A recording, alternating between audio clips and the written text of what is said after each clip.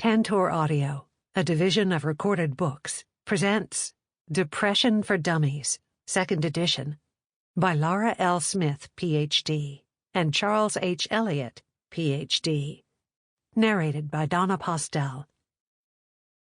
Publisher's note: in this audio edition, you will hear references to figures and tables present in the print and e-book formats of the book. Introduction. Decadent luxuries, dazzling technology, and startling new knowledge flood the senses and excite the imagination. What was the domain of science fiction less than a generation ago is now commonplace in many living rooms.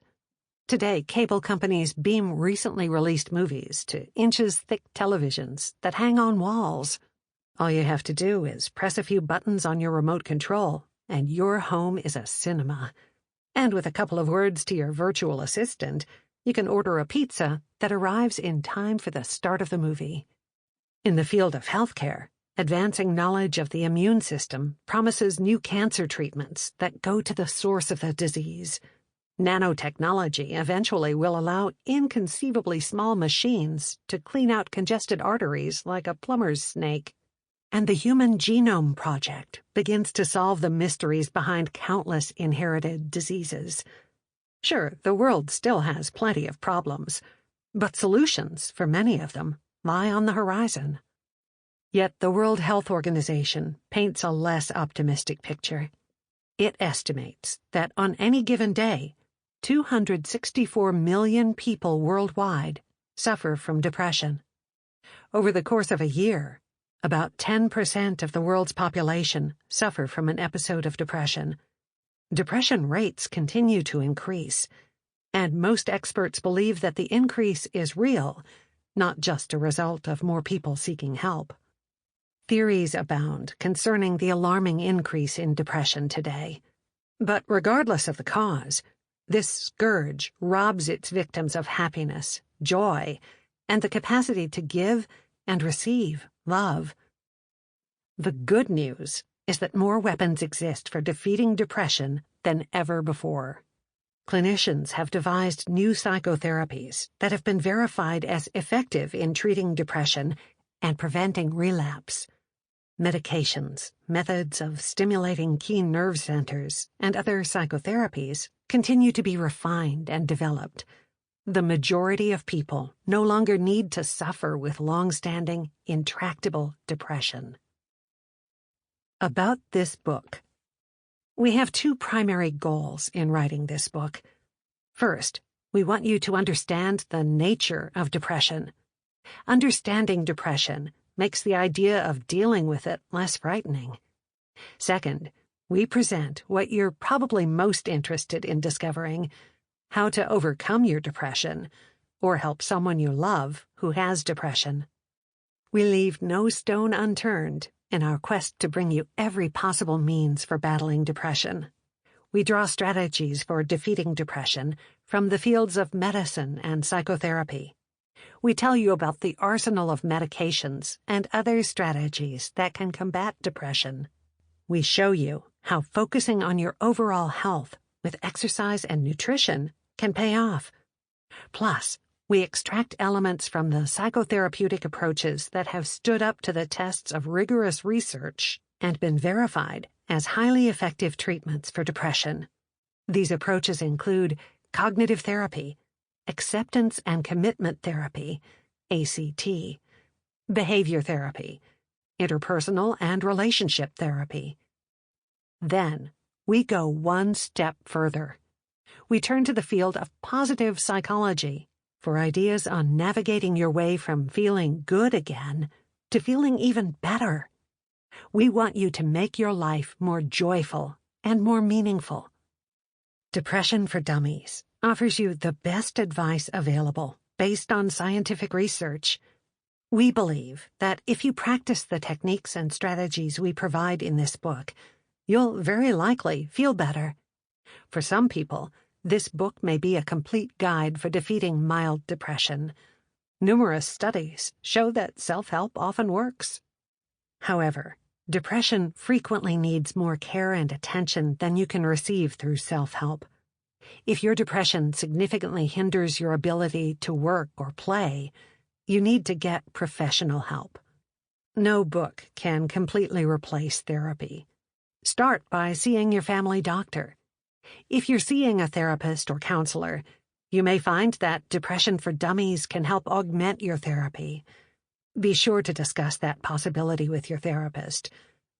Depression can be conquered, so please don't give up.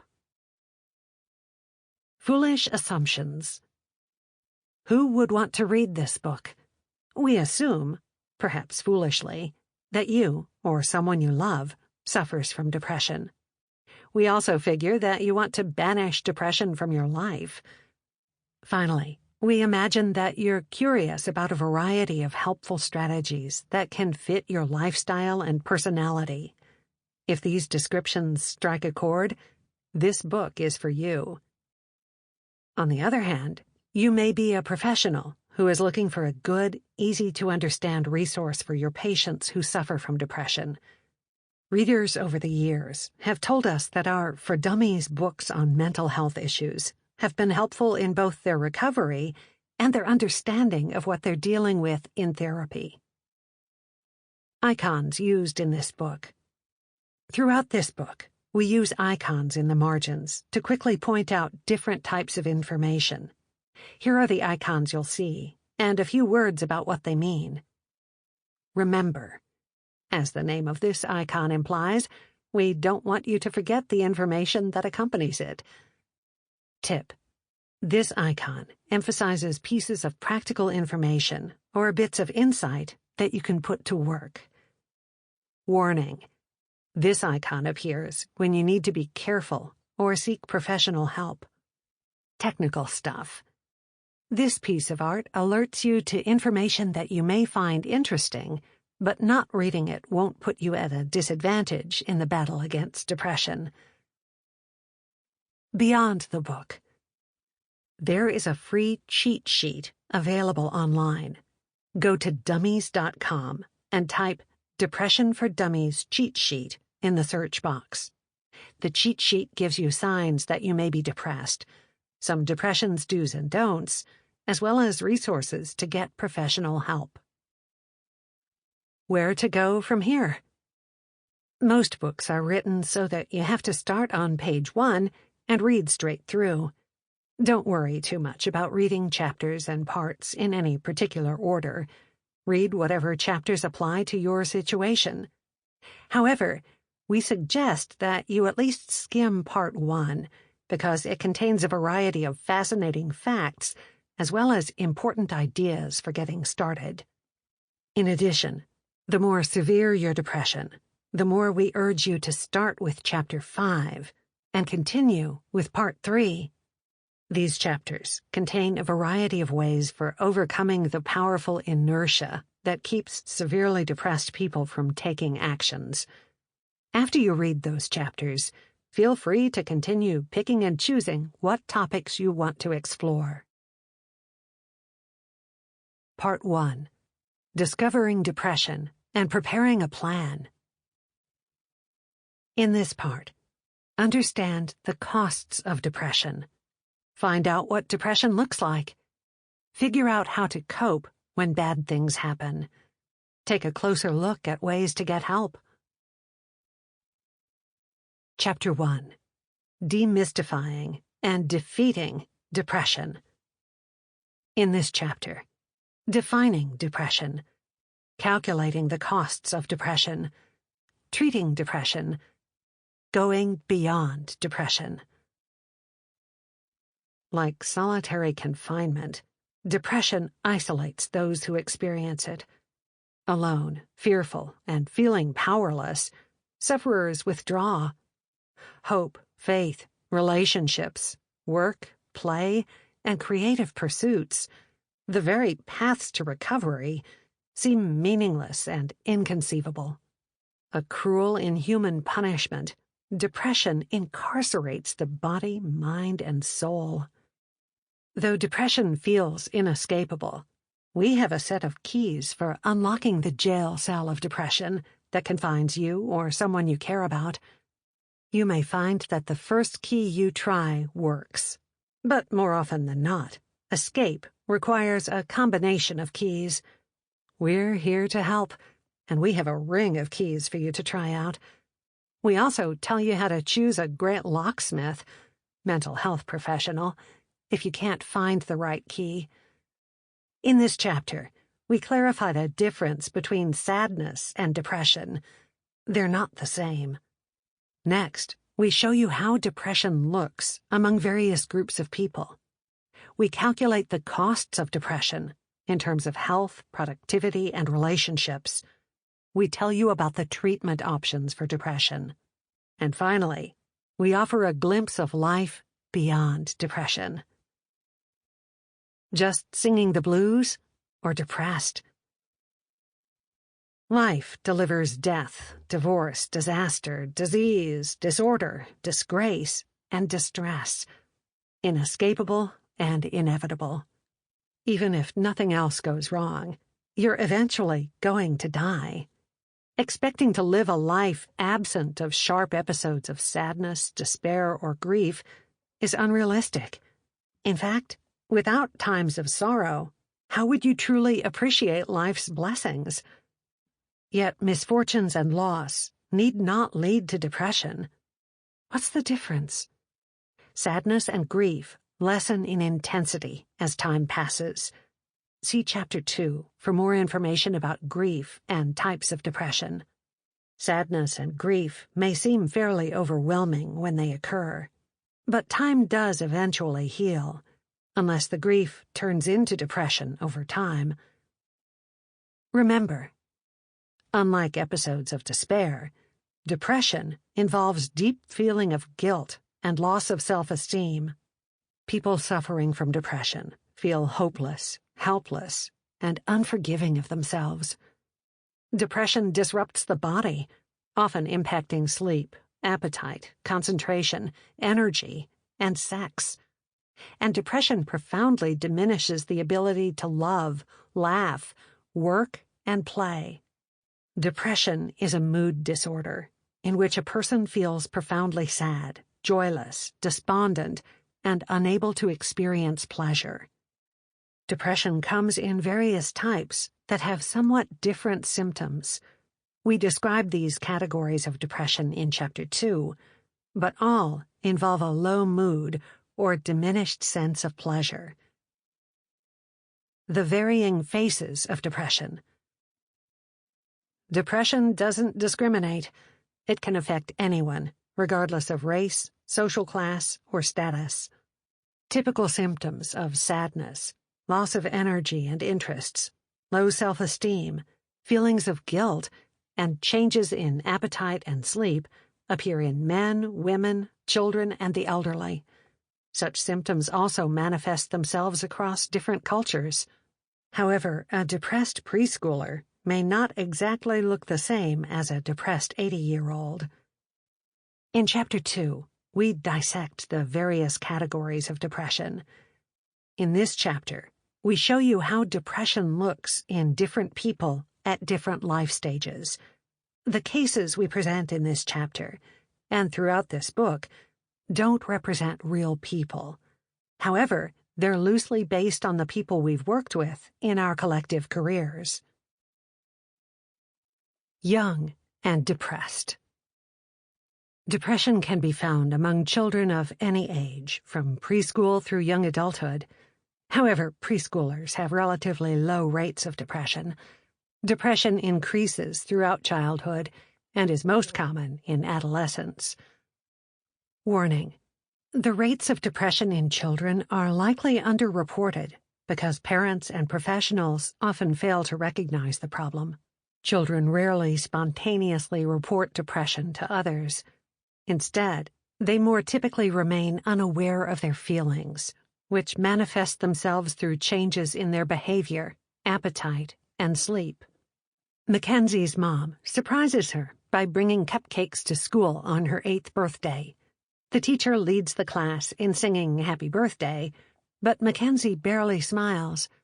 After quickly devouring the 2 overloaded trays of cupcakes, the kids all race out to the playground for recess. Mackenzie trails behind. Mackenzie's teacher approaches her mother. I'm concerned about Mackenzie. She seems quiet and less interested in her schoolwork. I often see her alone on the playground. She doesn't raise her hand in class like she used to either. Is something wrong? When children are depressed, they lose interest in activities that they previously enjoyed. If you ask them if they're sad, they may not be able to connect their feelings with words. However, they will show various signs of depression, such as low energy, sleep problems, appetite changes, irritability, and low self-esteem. Kids, depression, and obesity. In a study reported in the journal Pediatrics, more than 9,000 teens participated in a study on the relationship between depression and obesity. The researchers gave the kids a questionnaire that measured depression and calculated their body mass index, BMI, a measure of obesity. They assessed the kids once again a year later. Kids who were obese and depressed at the first assessment tended to become more obese by the second assessment. Kids who were not obese at the first assessment, but were depressed, had double the risk of becoming obese a year later. Much remains to be discovered about exactly how depression may increase this risk of obesity. However, these findings underscore the importance of addressing depression when it occurs. Tip: watch children at play for subtle signs of depression. Depressed children may weave themes of death or loss into their play. All children's play includes such themes on occasion, but dark topics show up much more often in kids who are depressed. You may need to observe kids over a period of time because their moods change. They may not look as continuously depressed as adults with depression. Their moods may fluctuate throughout the day. Consult a professional if you have any doubts. Depression in seniors. Some people view old age as inherently depressing. They assume that upon reaching a certain age, quality of life deteriorates. In fact, there is some truth to these assumptions. Old age brings increases in illness and disability, and losses of friends, family members, and social support. Therefore, some sadness is to be expected. Tip: nevertheless, depression is absolutely not an inevitable consequence of old age. Most symptoms of depression in the elderly mimic those of depression in anyone.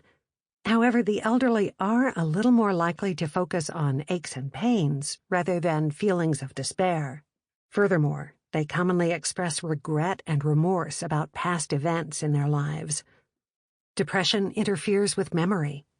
If you notice increased memory problems in Grandpa or Grandma, you could easily chalk the problem up to the worst-case scenario, Alzheimer's or dementia. However, such memory problems also occur as a result of depression. And depression in the elderly increases the chances of death. Yet if asked about depression, elders may scoff at the idea. Denying depression, the elder person may not get needed treatment. Warning: elderly men are at particularly high risk of suicide. Men older than 60 are more likely to take their own lives than any other combination of age and gender. If you have any doubts, check the possibility of depression with a doctor or mental health professional. Real men don't get depressed. Or do they? Most studies show that men get depressed about half as frequently as women. But then again, men tend to cover up and hide their depression. They feel far more reluctant to talk about weaknesses and vulnerabilities than women do. Why? Many men have been taught that admitting to any form of mental illness or emotional problem is unmanly. From early childhood experiences, these men learn to cover up negative feelings. Scott looks forward to retirement from his job as a marketing executive. He can't wait to start traveling and pursuing long-postponed hobbies. 3 months after he retires, his wife of 20 years asks for a divorce. Shocked, yet showing little emotion, Scott tells his friends and family, life goes on. Scott starts drinking more heavily than usual. He pursues extreme sports. He pushes his abilities to the limit in rock climbing, hang gliding, and skiing in remote areas. Scott distances himself from family and friends. His normal, even temperament turns sour. Yet Scott denies the depression so evident to those who know him well. Remember, rather than own up to disturbing feelings, men commonly turn to drugs or alcohol in an attempt to cope. Some depressed men express anger and irritation rather than sadness. Others report the physical signs of depression, such as lack of energy, poor sleep, altered appetite, and body aches, but adamantly deny feeling depressed. The cost of not expressing feelings and not getting help may account for the 4-fold greater rate of suicide among depressed men than women. Women and depression. Why do women around the world appear to suffer from depression about twice as often as men? Biological and reproductive factors may play a role. The rate of depression during pregnancy, after childbirth, and prior to menopause is higher than at any other time in women's lives. However, cultural or social factors likely contribute to women's depression as well. For example, women who have been sexually or physically abused outnumber men with similar experiences, and such abuse increases the likelihood of depression. Furthermore, risk factors such as low income, stress, and multiple responsibilities, like juggling housework, childcare, and a career, occur more frequently among women than men. Janine gently lays her baby down in the crib. Finally, the baby has fallen asleep. Exhausted after a challenging day at work, she desperately longs to go to bed herself. But laundry waits, the bills need to be paid, and the house is a disaster. 6 months ago, her husband was called to active duty in the Army Reserves, and life hasn't been the same since. Janine realizes her overwhelming fatigue and loss of appetite are due to depression setting in. Depression and diversity. Everyone experiences depression in unique ways. Attempting to generalize about depression based merely on ethnicity or membership in a certain group can lead to misperceptions. But risk factors for depression include discrimination, social ostracism, poverty, and major losses, like loss of a job or loved one. And unfortunately, all these risk factors occur more frequently among minorities. Being different may take the form of race, culture, physical challenge, or sexual orientation. In addition to these risk factors, many groups face special obstacles when dealing with depression. For example, some ethnic populations have limited access to mental health care because of language differences, embarrassment, economic difficulties, and lack of nearby facilities. More resources designed at helping these groups access care are clearly needed. Adversity and depression. People who undergo traumatic events, especially repeatedly, have an increased risk of depression. For example, the social isolation that came during the pandemic increased rates of depression and anxiety. Those who experience chronic financial difficulties can easily succumb to a sense of hopelessness and depression. Those who live in high-risk areas, such as forests in western states, and coastal areas vulnerable to extreme weather events, such as hurricanes, may also be susceptible to higher risks of depression. Adding up the costs of depression. Depression has existed since the beginning of humankind. But today, depression is a worldwide epidemic. No one knows why for sure, but the risk of depression for those born after World War II has mushroomed. Estimates vary considerably, but today, depression appears to hover around 20% of all people over the course of a lifetime. Furthermore, in any given 12-month period, about 10% of the population experiences an episode of significant depression. And at this very moment, the World Health Organization estimates that 264 million people are suffering from depression throughout the world. That's an awful lot of people. Tip: guess what? Estimates on depression are only rough approximations. Because most people with depression fail to seek treatment, and many folks with depression don't even realize they're depressed, reliable statistics are few and far between. Whatever the real figures are, huge numbers of people suffer from depression at some point in their lives, and depression has all kinds of costs associated with it. Financial costs of depression.